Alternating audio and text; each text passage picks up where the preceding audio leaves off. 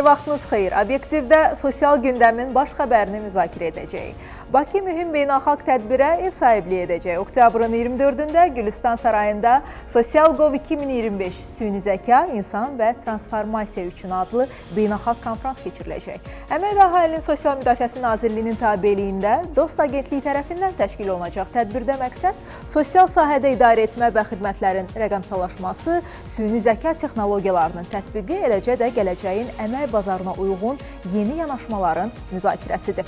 Bizimlə qalın. Həftə ərzində sosial sahədə baş verənlər obyektivin diqqət mərkəzindədir. Ən dəqiq məlumatı birbaşa mənbədən çevik sizə gətiririk. Bizimlə birbaşa bağlantıda sosial xülasənin təqdimatı ilə Dost TV-dəki həmkarım Əsmər Nəcməddin qızıdır. Əsmər, hər vaxtın xeyir. Salam, hər vaxtınız xeyir olsun xanım. Dost TV ilə Real TV-nin ortaq yayımında sizi və tamaşaçıları salamlayıram. Həftənin əsas xəbərlərini təqdim edirik. Arzu və Alena Əliyevalar növbəti dəfə xüsusi qayğıya ehtiyacı olan uşaqlarla görüşüblər. Görüş zamanı uşaqlar üçün rəngarəng əyləncə proqramı təşkil edilib. Uşaqların asudə vaxtının səmərəli təşkili məqsədi ilə keçirilən tədbirdə Əmək və Əhalinin Sosial Müdafiəsi Nazirliyinin tabeliyində Sosial Xidmətlər Agentliyinin 1 və 2 sayılı uşaq evi sosial xidmət müəssisələrinin sakinləri iştirak ediblər. Dövlət Məşğulluq Agentliyinin təşkil elədiyi Peşə Fest bu dəfə Qəbələ rayonunda keçirilib. Peşə Öyrən, gələcəyini qur devizi ilə təşkil edilən festival gənclərin və şagirdlərin peşə seçiminə, onların karyera istiqamətində doğru addım atmalarına dəstək olmaq məqsədi daşıyıb. Dövlət Əmək Müfəttişliyi Xidməti bu ilin 9 ayında işə götürənlər tərəfindən sosial xarakterli 380,8 min manat vəsaitin işçilərə ödənilməsinin gecikdirildiyini müəyyən edib. Xidmət tərəfindən görülən tədbirlər nəticəsində həmin vəsait işçilərə ödənilib. Əmək müqavilələrinə qanunvericiliyin tələbləri pozulmaqla xitam verildiyi müəyyən edilən 56 işçi isə əvvəlki işinə bərpa olunub. Dövlət Tibbi Sosial Ekspertiza və Reabilitasiya Agentliyi bu ilin yanvar-sentyabr aylarında əlilliyi olan 103 min şəxsi reabilitasiya xidmətləri ilə təmin edib. Onlardan 57,3 mini ambulator, 24,2 mini stasionar və icma əsaslı, digərləri səyyar və onlayn formada sosial-psixoloji, habelə ipoterapiya istiqaməti üzrə reabilitasiya xidmətləri ilə təmin edilib. Sosial Xidmətlər Agentliyi tərəfindən daha 130 imtiyazlı şəxs yollayışla təmin olunaraq xəstəliklərinə uyğun sanatoriya kurort mərkəzinə göndərilib. Onlar şəhid ailəsi üzvləri və əlilliyi müəyyən edilmiş şəxslərdir. Əlilliyi olan uşaqlar valideynlərindən birinin müşayiəti ilə göndəriliblər. Yollayışla təmin olunanlar Duzdağ State Sanatoriyasında bərpa müalicə kursu keçəcəklər. Sosial gündəm ilə bağlı çatdıracaqlarımız bu həftəlik bu qədər. Hörmətli tamaşaçılar, diqqətiniz üçün təşəkkür edirəm. Obyektiv isə davam edir. Hələlik. Dost TV ilə birbaşa bağlantını izləyirdiniz. Həmkarım Əsmərə təşəkkür edirəm. Obyektiv sizinlədir. SocialGov 2025 beynəlxalq konfransı sosial rifah, texnoloji inkişaf və insan mərkəzli idarə etmənin qlobal səviyyədə təşviqinə töhfə verməyə hədəfləyir. Tədbirlə bağlı detallı məlumatları Dost Agentliyinin idarə heyətinin sədrinin müavini Tural Mayılovdan eşidəcəyik. Tural müəllim, xoş gəlmisiniz. Artıq bir müddətdir ki, Dost Agentliyinin komandası gərgin iş rejimindədir, böyük bir tədbirə hazırlaşır. Bu işdə sizə uğurlar arzulayıram. Gəlin əvvəlcə ondan başlayaq ki, SocialGov tədbirinin keçirilməsi ideyası necə yarandı? Hədəfləriniz və məqsədləriniz nədən ibarətdir? Təşəkkür edirəm, çox sağ olun dəvətinizə görə. Dünyada hal-hazırda süni intellektlə bağlı çox böyük bir inkişaf gedir və biz də bu inkişafdan geri qalmaq istəmirdik və bizə çox vacib idi ki, biz bu hal-hazırdakı ənənə ilə və texnoloji inkişafla biz də irəli gedə bilək. Və SocialGov-un da əsas məqsədi bu həm süni intellektlə bağlı olan məsələlərin həllini, həm də ki, fikir mübadiləsi apara bilək. Və bizim əsas da məqsədimiz innovativ yanaşmaların, süni intellekt alətlərinin və texnologiyaların tətbiqini, imkanlarının paylaşılmasıdır. Sosial müdafiə sistemlərində dayanıqlığın və innovasiyanın tətbiqidir və sosial müdafiə sahəsində yeni strateji istiqamətlər üzrə təkliflərin hazırlanmasıdır.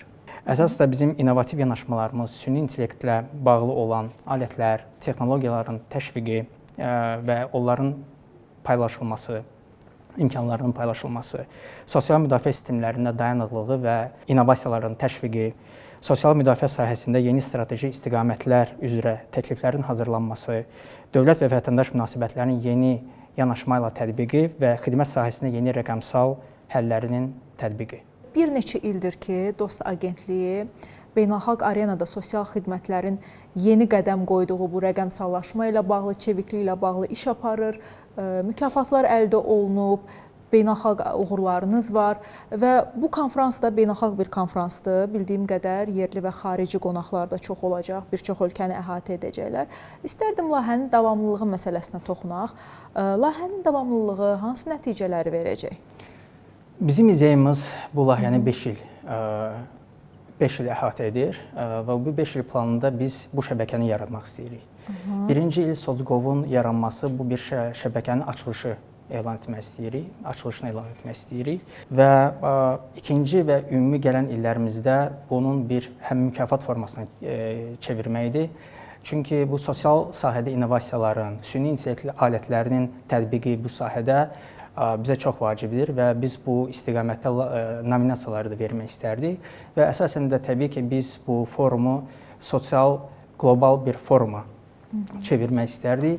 Çünki dünyada bir çox sahələrdə bu süni intellekt inkişaf edir və sosial sahədə hal-hazırda formalaşmaq üzərindədir və bizə də çox vacibdir ki, biz bu başlanğıcda olaraq biz bu sahədə ilkin addımlarımızı ata bilək, burada iştirak edə bilək və onun kökündə dayana bilək. Və ona görə bizim də əsas məqsədimiz bu beynəlxalq konfransda cəlb etdiyimiz həm ekspertlər, həm nümayəndələr, onlar öz fikir mübadiləsini apara bilsinlər, bizimlə danışa bilsinlər və biz də onların həm təcrübəsini götürüb burada bizə uyğun olaraq istifadə edə bilək. Siz qeyd etdiniz ki, 5 il nəzərdə tutulub. Ölkəmizdə bir çox sahələrdə, fərqli sahələrdə artıq ənənə halını almış belə tədbirlər var. Lakin sosial sahədə süni intellektin tətbiqi ilə belə bir layihənin 5 il sürdürülməsi yəqin ki, bu ölkəmizdə bir ilk olacaq.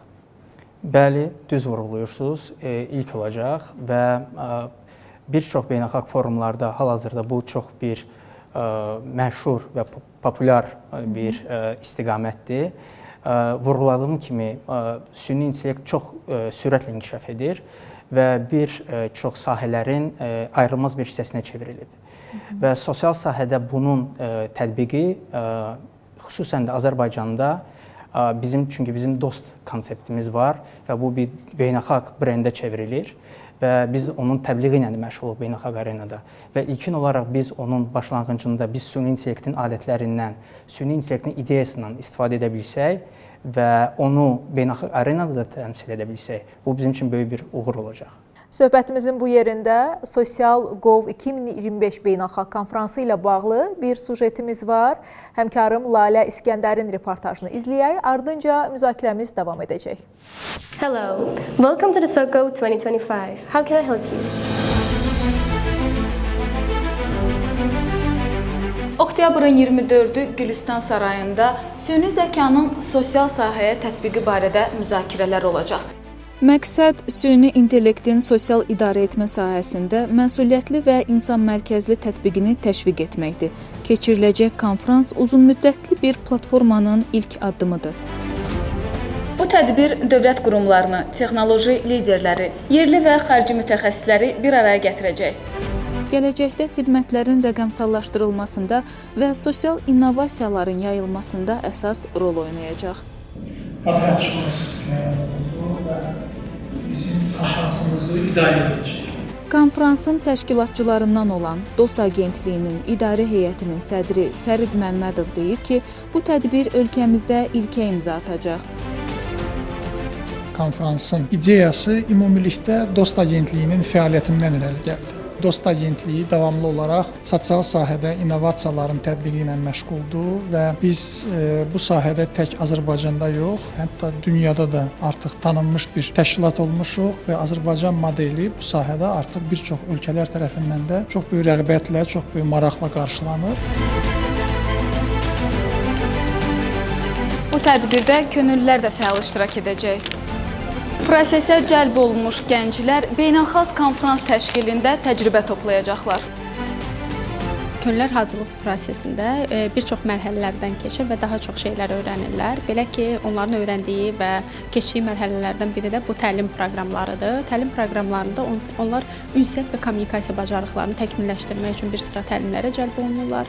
Xarici və yerli qonaqlarla mütəmadi olaraq təmasda olurlar. Bu kimi tədbirlər könüllülərin həm şəxsi, həm də peşəkar inkişafı üçün böyük töhfə verir. Onlar həm bu istiqamətdə bir çox bacarıqlara yiyələnir, həm də bunu öz gələcək peşələrində də tətbiq eləyə bilirlər. Help speakers and guests arrive on time to the sessions. Sosial Gov konfransında dünyanın 20-yə yaxın ölkəsindən nümayəndə iştirak edəcək. Konfrans vətəndaşların sosial müdafiəsində dayanıqlılıq və innovativlik mövzularını gündəmə gətirəcək. Ekspertlər rəqəmsal dövlət və süni intellektlə transformasiya, sosial xidmətlərdə süni intellekt və sosial inklüzivlik, eləcə də əmək bazarının gələcəyi, bacarıqların inkişafı və rəqəmsal sahibkarlıq kimi mövzularda müzakirələr aparacaqlar. Sizi də orada gözləyirik. Sevindirici haldır ki, DOST konsepsiyası müasir trendlərdən, çağırışlardan geri qalmaq istəmir. Əslində sosial sahə çox şaxəli bir sahədir. Burada fəaliyyət istiqaməti çoxdur. Amma Azərbaycanda sosial sahəni məhz belə beynəlxalq konfranslarla yeni bir mərhələyə qaldırmaq istəyirsiniz, anladığım qədər. Düzdür. Qaldırmaq istəyirik və fikrimiz də ondan ibarətdir ki, bizim indi qonaqlarımızın sayı hal-hazırda bizdə 11 ölkədən nümayəndə qeydiyyatdan keçib. 350 iştirakçı qismində iştirak edənlər olacaq. Xarici qonaqların sayı hal-hazırda 35 nəfərə çatıb. Spikerlərin sayı 14-dür. Və bu xarici qonaqların əsasən də bu həm qurumların rəhbərləridir, xarici qurumların rəhbərləridir, dövlət qurumlarının rəhbərləridir, həm beynəlxalq ekspertlərdir, innovasiyadan olan mütəxəssislərdir və beynəlxalq ekspertlər və liderlərdir bu sahədə olan. Tural müəllim, bu konfransda hansı məsələlər müzakirə olunacaq? Əsasən bizim nəzərimizdə 3 panel sessiyası nəzərdə tutmuşuq. Birinci panel sessiyası rəqəmsal dövlət və süni intellektə transformasiya. Bu ən əsas mövzulardan biridir, çünki həm də çox aktual bir mövzudur. İkinci mövzumuz bizim sosial xidmətlərdə sosial süni intellekt və sosial inklüzivlik. Bu da əsasən bizim indi sosial sahədə olduğumuza görə bu süni intellektin tətbiqi bizim üçün çox bir vacib məsələdir və əmək bazarının gələcəyi, bacarıqların inkişafı və rəqəmsal sahibkarlıq. Mən düşünürəm ki, bu 3 mövzunun üçü də çox əhəmiyyətli bir mövzulardır. Əsasən də bu əmək bazarının gələcəyi bir çoxlarının hal-hazırda bir çox sual doğurur ki, bu süni intellekt iş yerlərimizin bağlanmasına gətirib çıxara bilər. Son hesabatlara baxaraq süni intellekt sayəsində 130 milyondan çox yeni iş yeri açılacaq və bu da yeni bir imkanlar yaradacaq vətəndaşlar üçün və dünya qlobal iş mühiti üçün. Bu da o köhnə iş yerlərinin bağlanması ilə və yeni iş yerlərinin əvəz olunması bu texnoloji və bizim rəqəmsallaşmamız deməkdir gələcəkdə. Əslində çox doğru bir məqamı vurğuladınız. Çünki bəzən insanlar düşünür ki, süni intellekt onların əməyinə rəqib ola bilər. Amma bu tip beynəlxalq xüsusilə konfransların keçirilməsi ilə biz həm də vətəndaşlarımızı, cəmiyyətimizi ona hazırlayırıq ki, xeyr, hər birimiz rəqəmsal savadlı olmalıyıq və gələcəyimiz üçün özümüzü inkişaf etdirməliyik. Artıq tək ali məktəb diplomu ilə kifayətlənə bilmərik. Həyat dəyişir, həyat inkişaf edir. Biz də onunla uyğunlaşmalıyıq və süni intellektlə həyatımızı birləşdirib yolumuza, gələcəyimizə davam etməliyik. Tural müəllim, belə bir şəxsi sualım olacaq. Gündəlik həyatda süni intellektdən istifadə edirsiniz? Bəli, istifadə edirəm. Məncə bütün sahələrə bu toxunacaq. Sahəsindən asılı olmayaraq hər bir insan süni intellektə bağlı olacaq və süni intellektdən istifadə edəcək. Biz indi bunun ilkin mərhələsindəyik və gələcək gənc nəsil, böyüyən nəsil bu süni intellektlə birbaşa təmasda olub, birbaşa bağlantısı olacaq. Bəs sizcə sosial xidmətlərdə süni intellektin tətbiqi vətəndaşlarımıza nə verəcək? Çox geniş mövzudur, amma qısaca olaraq demək istərdim ki, süni intellektin həm şəffaflığı, həm operativliyi, həm inklüzivliyi və əsasən də ki, sosial ehtiyacların qiymətləndirilməsində imkanlar yaradacaq. Sosial imkanların qiymətləndirilməsi dedikdə, burada qeyd etdiyiniz kimi əmək bazarı, məşğulluq kimi məsələlər də öz əksini tapacaq. Təşəkkür edirəm. Sonda tədbirlə bağlı qeyd etmək istədiyiniz hər hansı bir xüsusi nüans varmı? Dost.gov.az saytından tədbirə qeydiyyatdan keçə bilərsiniz və hamınız dəvətlisiniz. tədbirə. Təşəkkür edirəm. Mən artıq qeydiyyatdan keçmişəm Doskova saytından və ümid edirəm ki, bu tədbir uğurlu olacaq və davamlı olacaq. Təşəkkür edirəm ki, bugün gəldiniz və studiyamızın qonağı oldunuz. Mən sizə təşəkkür edirəm. Çox sağ olun. Bəli, Dost Agentliyinin idarə heyətinin sədrinin müavini Tural Mayılov qonağımız idi. Bugün sosial rifah sahəsində süni intellektin rolu, yeniliklər və gələcəyə baxış barədə danışdıq. Fikirlər, ideyalar, təcrübələr paylaşıldı. Məqsəd isə eynidir. Daha ədalətli, daha çevik və insan mərkəzli sosial sistem qurmaq. SOSGOV 2025 konferansında iştirak edən bütün nümayəndələrə və təşkilatçılara uğurlar arzuluyuruq. Yeni görüşlərdə yenə obyektiv baxışla qarşınızda olacağıq. Bizi izlədiyiniz üçün təşəkkür edirik. Hələlik.